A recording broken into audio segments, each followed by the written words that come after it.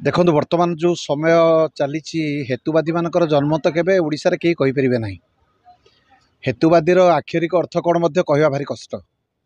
सेमानकु गोटे प्रकार कहवाक गले सेमाने भगवान को केमती भल पाती घरे सेमती बापा माँ केमती पूजा करती। जो मैंने एक कहते जे आज रत्न भंडार खोलिबा गोटे भांडामी रत्न भंडार भितर कौन अच्छी से जानवर आवश्यकता नहीं। जगन्नाथ महाप्रभुंर केते कौन अच्छी जिनिस जमती घरे आमर किसी जिनिस थे आम गणति मणति कर रखू सेमती रत्न भंडार में कौन अच्छी जानवा निहाती दरकार। हेतुवादी मैंने घरे केमती परिचय देकी बंचते और समाज में केमती से बंचुंट से निजक प्रश्न करतु। ए प्रकार अशालीन कथा भांडामी अमुक सबुक ये सब कथा कहवा द्वारा ओडिया उपर तो केवल प्रभाव पड़ूना विदेश में कथार प्रभाव पड़ुछि।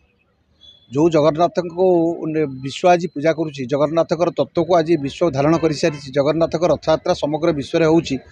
भंडार घरे कौन अच्छी कौन नहीं ताकू खोलिकी जाना समस्त अधिकार नथिले मध्य आटलिस्ट जगन्नाथ मंदिर प्रशासन अधिकार अच्छे और सार्वजनिक उद्देश्य काढ़ा निहाती दरकार। तेणु ताकू भांडामी कहवा और अशालीन भाषा व्यवहार करवा बेसिकाली तो प्रताप रथ एक कथा बेसी कहते। से जड़े प्रोफेसर थिले केमती पिला पाठ पढ़ाऊे हेतुवादी पाठ पिला जब पढ़े आगू आगु बहुत हेतुवादी तैयारी हो। तेणु ये कथा को आपण मैंने खाली एति जानतु जे हेतुवादी कथा को से मंतव्य को आक्षेप कर कौन जिनिस आम ग्रहण करूँ ना। कारण भक्त भगवान भितर जो डोरी अच्छी जो समन्वय अच्छी से कथाटा को कहीं एड़े पारे ना।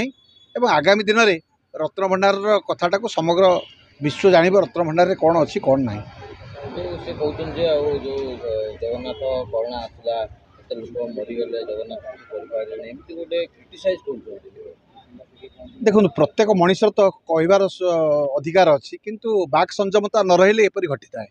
बाक संयमता न रहा द्वारा प्रथाव्रत निजे पागल की कौन मुझे कहीपरि ना पागल मिलिया कथबार्ता कर। तेणु जितेबाला समाजर अधोगति देखा जाए ये वर्णशंकर मारे समाज में जन्म होता ये कथबार्ता करते। तेणु आमे जदि भल भाव में एक चिंता करवा जानवा को चेष्टा करवा जगन्नाथ परम ब्रह्म पुरुषोत्तम लीलामय श्रीक्षेत्र रही से लीला कर कथा से प्रभु ही बुझे। आम साधारण मनीष आम मंतव्य देवाटा ठीक हम ना किंतु एतिकी मंतव्य आम दौचु ये सब कथार से निवृत्त रुहतु। ये कथा कहवा द्वारा समाजर अनेक क्षति होची। सामाजिक स्तर में लोक मान मन में गोटे घृणा भाव आसूची। एभली हेतुवादी ये प्रकार कथा कहवा विरति रुहतु।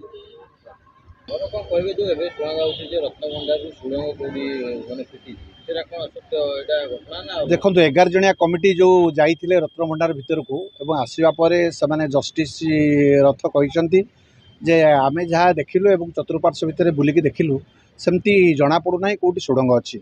आदि सुड़ंग थाए लेजर स्कानिंग कले जना पड़ो एएसआई वाला ता भितर को गले जना पड़ो एपर्तंत से कथा जना पड़ी ना। तेणु ये कथा को लेकिन आम आगू आलोचना करवा जदि सुड़ंग थाए से कौ पर्यंत कौ पर्यंत जाइए। रत्न भंडार भितर अनेक कहते रत्न भंडार किसी सुना चोरी हो जामती आपणकर शंकराचार्य कहले हाँ शंकराचार्य जमी कहले सुना चोरी हवा कथा एटी सेमती जदि होइथिबो आमको जना पड़ो। तेणु एपर्यंत सुधा जना पड़ी ना सेठी प्रकृत में सुड़ंग अच्छी कि ना। एएसआई वाला ता भितर प्रवेश करने पर लेजर स्कानिंग कलापर जना पड़ो जदि ता भितर कोटी सुड़ंग थिबो तार सार्वजनिक उद्देश्य निश्चित भाव में से पदा को आसो। एएसआई वाला रत्न भंडार खोलिबार अधिकार ना। रत्न भंडार परिष्कार होगी रत्न बाहर पलि आसी एएसआई पठाइब ताकू परिष्कार परिच्छन्न करने सहित ता भितर जो मरामती अच्छी से मरामती से करेंगे। भिन्न भिन्न कथा आसमी कंकाल बाहरला कि किसी ना एटा सब मिछ कथा एटा सब मिछ कथा ता भितर कंकाल ना ता भितर गोटे असरपा चिटीपिटी भी ना।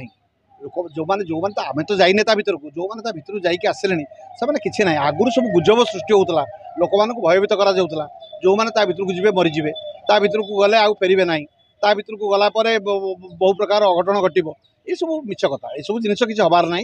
आगू को आमको खाली देखा बाकी रही आमर रत्न ठीक अच्छे ना ना ता भितर सुड़ंग अच्छे ना ना जदि सुड़ंग अच्छी केते बाट जाइए एएसआई मैंने क्लीयर करेंगे और आगू को सार्वजनिक उद्देश्य घोषणा करेंगे कि या भितर सुड़ंग अच्छी कि ना।